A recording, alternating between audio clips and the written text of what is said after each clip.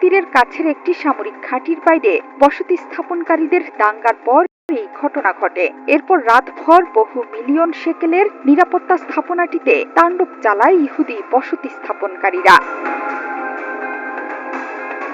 ঘটনার সূত্রপাত শুক্রবার রাতে রামাল্লার কাছে ফিলিস্তিনি গ্রাম কাফির মালিকে স্থানীয়দের ওপর হামলা চালায় ইহুদি বসতি স্থাপনকারীরা। তাদের থামাতে সেখানে উপস্থিত হয়েছিল ইসরায়েলি সেনারা। পরে নিরাপত্তা বাহিনীর সদস্যরা সেখানে গেলেই আক্রমণাত্মক হয়ে ওঠে তারা। নানা রকম কটু পাশাপাশি তাদের ওপর আক্রমণও চালিয়েছে ইসরায়েলিরা।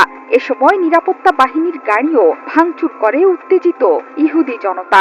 সৈন্যদের গাড়ি চাপা দিয়ে মেরে ফেলারও চেষ্টা হয়। সেই ঘটনায় এরই মধ্যে 6 ইসরায়েলিকে আটক করেছে আইডিএফ।